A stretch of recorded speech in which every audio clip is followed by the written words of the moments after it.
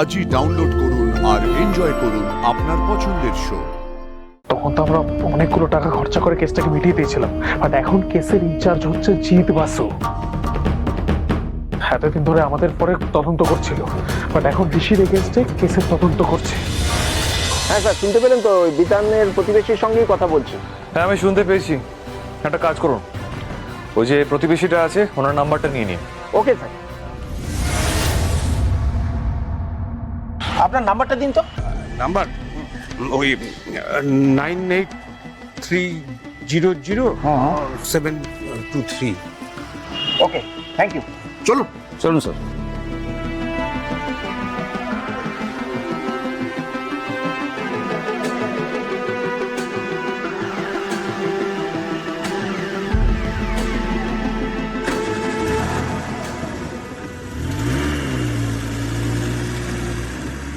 Hello নিশা। সৌদেবদা বলো, police এসেছিল?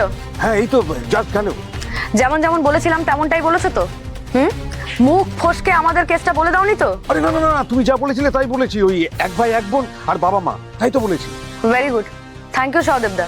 আর আমি অনলাইনে তোমাকে 5,000 টাকা পাঠিয়েছি, একটু চেক করে নাও প্লিজ। আরে আচ্ছা আচ্ছা আচ্ছা আচ্ছা। হ্যাঁ রে, তোর দুই বোন ভালো আছিস তো রে? হ্যাঁ খুব ভালো আছি দাদা, থ্যাংক ইউ, রাখলাম।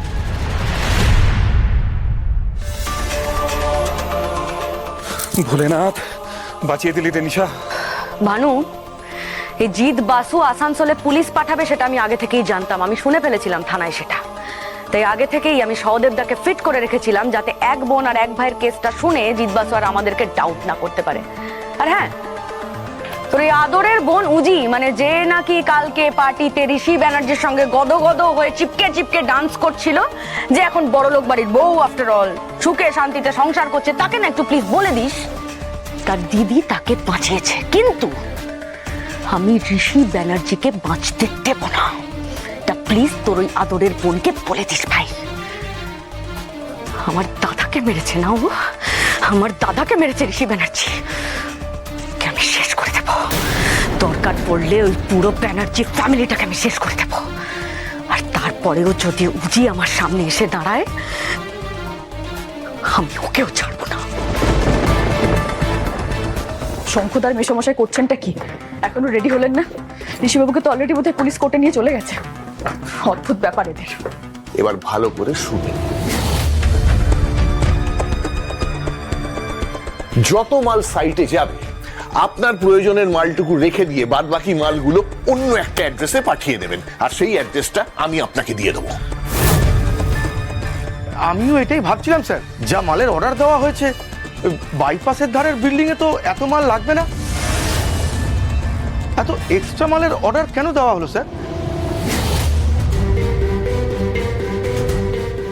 অন্য কোনো বিল্ডিং এ মাল লাগবে এরকম তো শুনিও নি।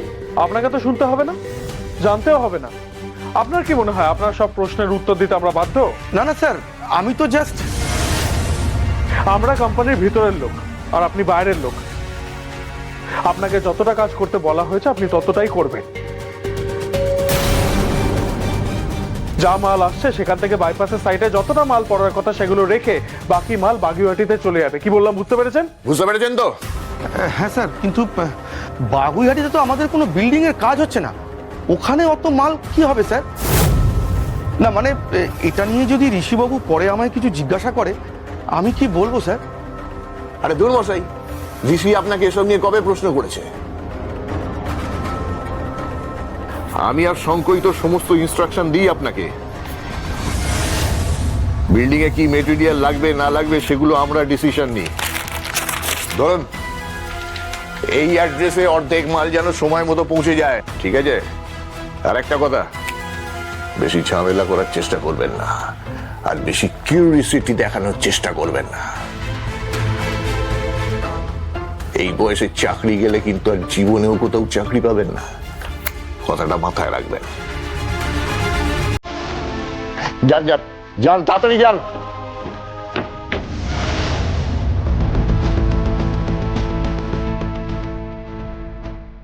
বাগুইহাটিতে যদি ঋষিবাবুদের কোনো বিল্ডিং নাই হবে, তাহলে ওখানে মাল পাঠাতে কেন বললো মেশো আর শঙ্কদা? লোকটাকে তো রীতিমতো ধমকে কাজটা করতে রাজি করালো। বাগুইহাটিতে আছেটা কি? ঋষিবাবু কি জানেন ওখানে এত মাল পাঠাবে এরা? শঙ্কদাদের কথা শুনে তো সেটা মনে হলো না। সঙ্গ চলো চলো, দেরি হয়ে গেছে। জ্যোতি আর প্রবাল ওয়েট করছি, কোথায় যেতে হবে? অনেক এমনিও লেট হয়ে চলো চলো চলো চলো চলো চলো।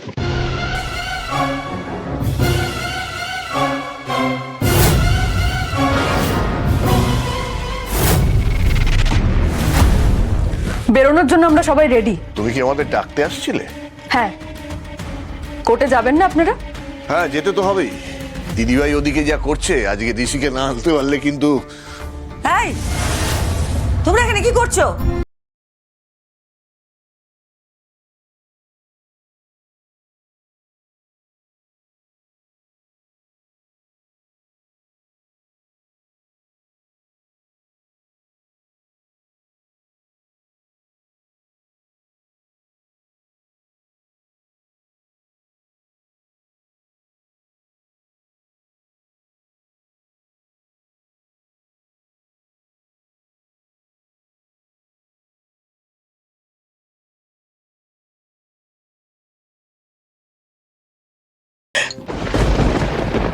জ্যোতি, কিছু বলছো না কেন? ও, শুধু জ্যোতির দায়িত্ব? আমি শুধু ওকে বলছি না, একা তোমাদেরও বলছি, তোমরা কিন্তু ফিরিয়ে আনবে। তোমাদের দায়িত্ব, শুধু একার দায়িত্ব না। তোমাদের লয়ার কি করবে না করবে আমার কিচ্ছু জানা নেই। আমি শুধু চাই আমার ছেলেটা আমার বাড়ি ফিরে। আমি কি তোর জন্য খাবার সাজিয়ে বসে থাকবো বলে দিলাম? ধৈর্য। ও দিদিভাই, একটু বোঝার চেষ্টা করো। দেখো কেসটা তো এইভাবে, মানে আমার কেসটা কি জটিল? আমি কিচ্ছু জানি না। তখনও তোমরা সামলেছিলে, এখনো তোমরা সামলাবে।